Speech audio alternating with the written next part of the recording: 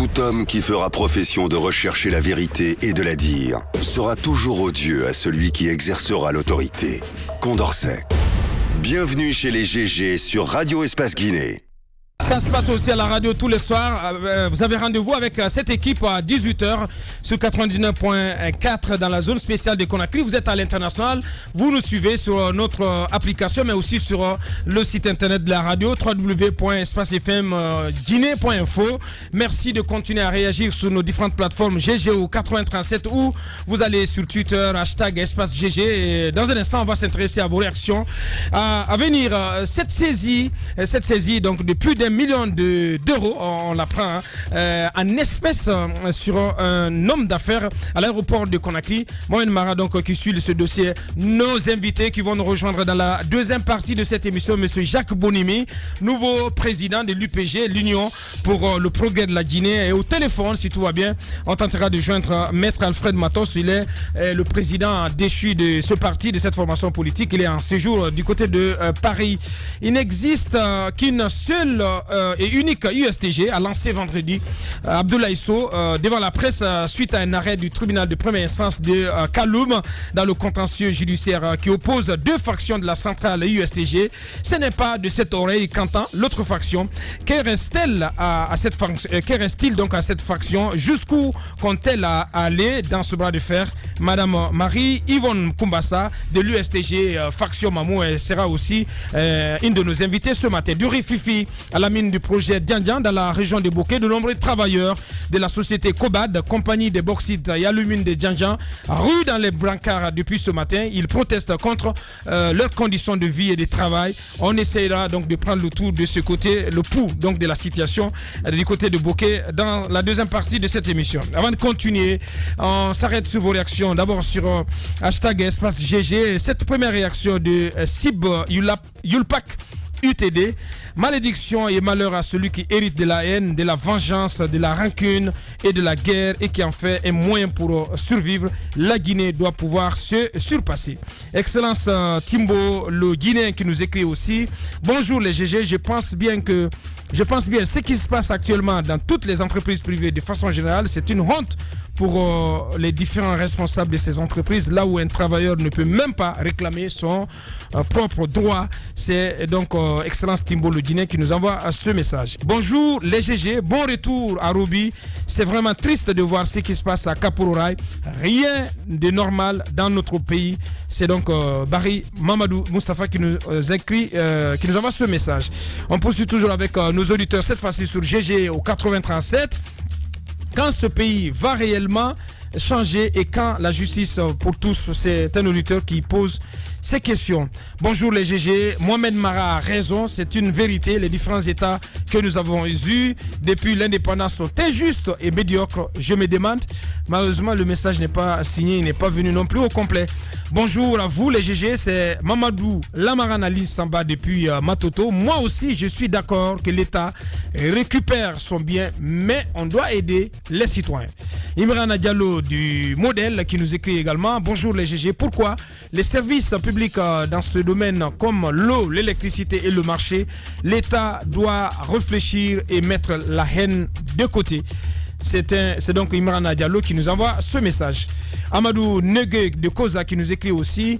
Où est Alpha Condé qui était l'avocat de ces citoyens de Kapororaï en 98? Il pose la question. On poursuit toujours avec ses auditeurs sur GG au 437. Barry Lamine Barry Kerel qui nous écrit aussi. Pas de paix dans les justices, personne n'aimerait voir ses parents comme ça. La Guinée est en danger. Ali Moubindi aussi qui nous écrit ce matin. L'État peut bien vendre ses terrains, c'est ce qu'on appelle les recettes domaniales. Bien, il y a cette polémique qui est née sur la toile concernant la cellule d'Alain Diallo, son geste. Vous savez, finalement, les politiques, eux, ils sont naturellement ridicules, de façon générale, mais les Guinéens, nous-mêmes aussi, on commence à verser dedans. Franchement. Il y a une situation. Cellou Dalein Diallo, avant d'être leader politique, c'est quand même un citoyen qui dit, avec son parti, cotisons-nous, organisons-nous. Lance une collecte de fonds. Ouais. Voilà, lançons une collecte de fonds pour aider ces citoyens. Parce qu'il faut rappeler qu'ils ont à la fois besoin de gîtes, mais ils ont également besoin d'argent. C'est ça la vérité. il faut trouver des logements, comme d'autres sont en train de faire. Je rappelle encore ce geste de la NGC. louable et, j'ai envie de dire, unique de la NGC, qui va très bien au-delà même de recevoir des gens. Il travaille avec tous ces embranchements. Il faut aussi saluer le geste de Elhadj Baylosso, ce citoyen qui a donné 2 hectares. Une partie de son à Koya. Sur les 3 qu'il avait, il en a donné 2. Effectivement. Du côté de Koya, pour que des gens puissent les viabiliser et pouvoir s'y installer. Alors, M. Cellou Dalein Diallo, donc l'UFDG, décide de lancer une levée de fonds pour accompagner les frères, les sœurs, les enfants, tous ceux qui souffrent dans cette situation-là. Et puis pour donner le temps, comme pour dire, avant de vous appeler à contribuer, voici ce que moi j'ai à offrir. Mais ce qui peut se faire en silence, personne ne le sait. Mais ça, c'est symbolique. Ouais. Je veux donner le temps, donner le pas à une campagne de mobilisation de fonds. Au-delà de M. Cellou Dalein Diallo, on ne parle pas des députés. Ouais. Qui ont quand même apporté de l'aide aussi, je crois, à hauteur de 1 million. Tous les députés de l'UFDG. Symbolique. Ils sont 37. Symbolique d'abord. Au-delà du geste symbolique, voilà. C'est quelque chose. Absolument. C'est quelque chose, parce qu'on donne le temps. D'autres personnes viendront après contribuer. Et puis, on va cueillir ce petit bout-là, comme on a l'habitude de faire, même de nous, parce que ça se fait. Ouais. Aujourd'hui, on parle de l'UFDG, demain, ce seront eux-mêmes qui vont tailler un bout de notre propos pour aller le pervertir et nous attaquer après. Absolument. Ils l'entendent bien, donc c'est l'occasion de le leur dire. Mais oui.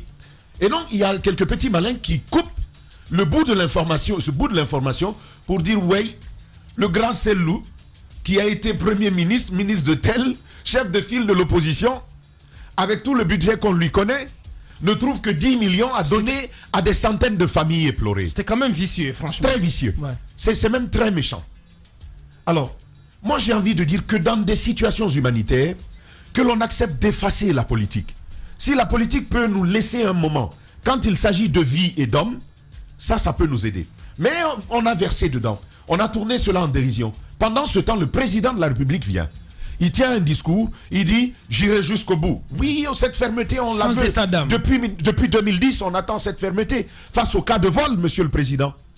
On attend cette fermeté face au cas de... Même par rapport à notre constitution, monsieur le président, on attend cette fermeté. Dites-nous, j'irai jusqu'au bout dans le respect de la constitution guinéenne. Je ne toucherai pas au 3e mandat. C'est ce qu'on attend de lui. Ça, on attend cela, cette fermeté. Ouais. Mais dans une telle situation, on aurait aimé avoir un cœur. Ouais. Une situation qui ne va pas attendre tout le temps avec le bâton. C'est vrai, moi je l'ai dit et je ne change pas de position là-dessus. L'État doit récupérer ce qui lui est dû. Peu importe la manière dont les gens s'en sont appropriés, l'État doit récupérer ce qui lui est dû. Mais la manière est très très importante. On a fini de créer une situation d'urgence. L'État doit gérer cela. Et encore une fois, Monsieur Cellou Dalein Diallo, ses députés il a bien agi, et l'UFDG, tout comme les autres, méritent qu'on leur dise merci. Ils n'y sont pas obligés. Merci, mais ils ont choisi de le faire libéralement. On va ça mérite d'être encouragé plutôt que d'être descendu comme ça dans la boue. Merci, allez-y. On va aller très vite. Chacun 1 minute 30. Moi, je n'ai pas qu'envie de dire merci à Monsieur Cellou Dalein Diallo. Je lui dis simplement merci pour votre geste. Vous êtes Guinéen. Moi, je lui dis merci parce qu'il se sent touché par, si vous voulez, les souffrances d'autres Guinéens. Moi, je dis merci pour cela. Avant d'être un homme politique, il est d'abord humain. Avant d'être un homme politique, il est d'abord citoyen guinéen. Et moi, je veux applaudir cette initiative de l'UFDG. Bien. Ce que Cellou fait, c'est le temps qu'il donne. C'est quand même le monsieur qui est quand même capable de mobiliser dans ce pays. On l'a vu en 2010, on l'a vu en 2015. C'est le temps qu'il donne. Mais après, on va sortir derrière, il est le plus grand investisseur. Non, je ne parle pas de politique là, je vous parle de fond. Bien. Pour qui a vu Cellou Dalein Diallo dans sa campagne de 2010 et dans sa campagne de 2015, alors que lui n'est pas adossé à l'argent public, c'est de ça que je parle. Ça veut dire que c'est quelqu'un qui est capable de lever des fonds dans ce pays. Donc pour cela, je dis que c'est un exemple qu'il a donné. Merci. Et d'autres Guinéens, attendez, d'autres Guinéens doivent s'inscrire. Maintenant, je veux m'adresser à la ministre de l'Action sociale, que j'ai lu dans les médias. Par contre, ses propos sont... c'est une honte ce que j'ai lu. Et c'est l'Action sociale. Elle va parler. Elle dit que c'est même pas des maisons qu'on a démolies, mais des baraques. Je me demande sur quelle planète elle vit. Parce qu'il suffit de rentrer dans Kapororaï. Là-bas, on a démoli des R+3. Là-bas, on a démoli des villas. Et ces gens-là, pour la plupart, sont des gens qui ont frimé dans ce pays sous le soleil pendant des décennies, qui ont cherché leur argent à la sueur de leur front. Bien. Ce ne sont pas des gens qui ont piqué dans les caisses de l'État. Dans ce pays, il faut qu'on apprenne à se respecter dans ce pays. Merci Mohamed. Je vais piquer une crise ici, franchement. Allez-y. Je ne vais même pas commenter la sortie médiatique du ministre de l'Action sociale. Je lui demanderai tout simplement de faire un tour du côté de la ministre de l'Action sociale. Je voudrais lui demander tout simplement de faire un tour du côté de la Cité de la Solidarité. Et lorsqu'elle va nous parler de là-bas, nous, on va l'écouter. Bien. Mais ce que moi, je voudrais dire, c'est que le satisfecit que vous brandissez de facto aux hommes politiques, c'est votre responsabilité. C'est votre droit. Non, aux citoyens. Non, on a parlé des cellules en tant que citoyen. Attendez. Bien. Moi, attendez, vous avez parlé tranquillement. Vous avez parlé. On va l'écouter. On va l'écouter. Oui, mais Mara, vous avez parlé tranquillement. Moi, je voudrais regarder l'opportunité politique devant tout un geste fait par un acteur politique. Permettez-moi, non, attendez-moi, je veux le dire. Faut pas mêler de la politique à cela, Ruby. Mara, laissez-moi parler. Il ne faut pas polluer. Je veux dire aux citoyens lambda comme Elhaj Bailo Diallo, qui a donné Bailoso, qui a offert 2 hectares, et d'autres citoyens qui sont allés ouvrir leurs portes à certains de Kapora et qui les ont logés, qui les ont accueillis. Je voudrais dire aux hommes politiques, voilà l'opportunité pour eux de mettre la pression sur l'État afin que ce qui se passe à Kapororaï se fasse dans les règles de l'art. On manifeste ici pour les élections, on manifeste pour le code électoral, on manifeste pour, je ne sais pas, pour les conseils communaux. Dès que c'est lié à leur personne, dès que c'est lié à leurs intérêts personnels, on est prêt à mobiliser ces gens qu'on a déguerpis de Kapororaï. Ces gens-là ont mené combien de combats politiques ici pour que les élections se tiennent. Alors moi, je veux dire que c'était une occasion pour eux de se mettre ensemble, de sortir de leur logique d'opposition républicaine, de code, etc., d'appeler à une manifestation qui aurait mis la pression sur l'État afin que l'État puisse agir de manière humaine dans le déguerpissement de Kapororaï. C'est pour ça que je dis le satisfecit. Moi, je ne suis pas d'accord pour les hommes politiques, mais par contre, pour les citoyens lambda qui eux-mêmes, dans le silence, donc il y en a plein. C'est le mal fait. Non, je ne dis pas qu'ils ont mal fait, mais le satisfecit est trop. Bien. Robert Sarah Koulemou, tel qu'on l'aime. On va marquer une courte pause pour nos obligations commerciales. On revient pour continuer cette émission. On va poursuivre le débat sur le geste de l'AGC d'Alain Diallo.